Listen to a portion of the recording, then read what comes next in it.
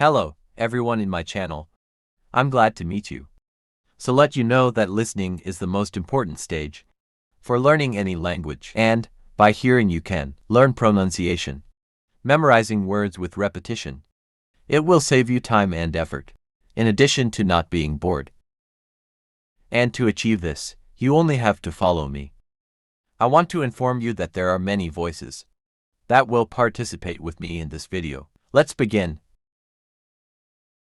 Hello, I'm Julie Larn, and this is Learn English with me, a video podcast to improve your listening skills and build your English vocabulary. Join me for a new episode where I'll give a short talk on a theme and explore a few interesting words or phrases for you. Summer of 2023 is almost over. Well, in many parts of the world, including the UK, it's already over and things are moving into autumn. But here in Japan, the summer heat and humidity tends to stick around a while longer. We're almost there though. Finally, the evenings are cooling down. And even in the center of Tokyo, we can fall asleep to the sound of crickets, which is always a sign for me that my favorite time of year is just around the corner. But what a summer it's been! There's so much going on in the world at the moment. And I think we'd all probably agree that things feel far from stable in the world right now. In fact, in many ways things feel rather unstable. Or to use the noun form of that word, the world seems to be in a period of instability at the moment. It's very difficult to predict where things are going right now. But as worrying as that can be sometimes, the truth is it's always been that way. As far back as ancient Greece, the philosopher Heraclitus taught us that the only constant in life is change, and that you can never step into the same river twice. One of the biggest changes this past summer was undoubtedly the death of Her Majesty Queen Elizabeth II. She was in her 90s, so I think we all knew this day would come at some point. But even so, it came as a huge shock to many of us. She became queen in the year 1952, at just 25 years old. That's an unimaginable responsibility for someone so young, and if you search on YouTube, you can find lots of video footage of her 1953 coronation. That's the ceremony where she's actually crowned the queen. It's worth watching the coronation, because it helps to explain some of the things you'll have seen if you watched Her Majesty's funeral ceremony earlier this month.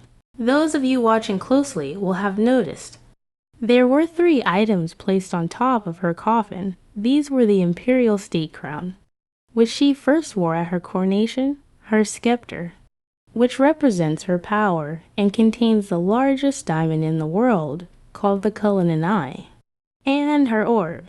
Together, these 3 make up the most important central items of the crown jewels, and they were all present at both her coronation and her funeral. In the week leading up to the funeral, the British government declared a week of national mourning. Mourning, spelt with an U, is the expression of our sadness when someone dies. And so this week was a chance for the nation to mourn the passing of our queen. For 4 days and nights her body was kept in Westminster Hall, in the heart of London, guarded by soldiers. And members of the public waited for hours in what has become known as the queue to pay their respects to her coffin. Finally, we got to see her funeral in Westminster Abbey, followed by one of the largest and most impressive funeral processions we've ever seen in the UK. The weather on the day was perfect, and everything seemed to run like clockwork, a perfect goodbye to a very special person. A perfect goodbye to a very special person, both in Britain and around the world. For me personally, the highlights of the day all involved the Scottish bagpipes. There's something about the sound of bagpipes that seems to cut right through the years. I've been away from the UK and the geographical distance, and when the bagpipe band started playing, as the procession began to carry the Queen's coffin over to Westminster Abbey, and particularly when a lone piper played up on the balcony at the end of the funeral ceremony. But I don't like her so much because she was against Muslims during her reign, which lasted from 1558 to 1603. At that time, There was tension between the Muslim Ottoman Empire and Christian European countries, and England was opposed to Ottoman expansion and saw Muslims as a threat to security and stability during her reign. Muslims in England were persecuted and harassed, and threats and prohibitions were made against them. Elizabeth I also contributed to supporting European wars against the Muslim Ottoman Empire. The good thing about it is that it was not against Muslims.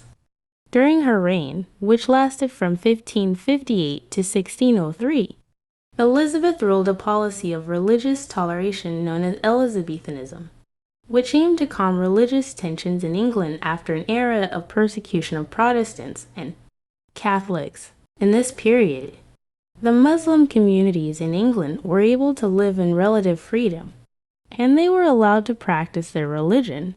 And here we have finished the video.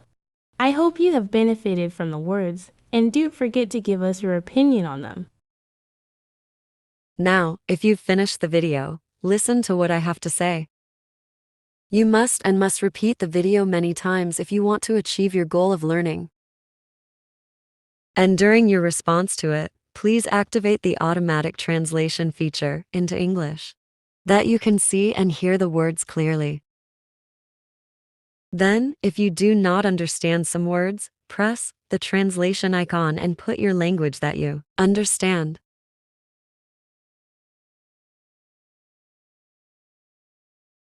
And now to the meeting. Goodbye.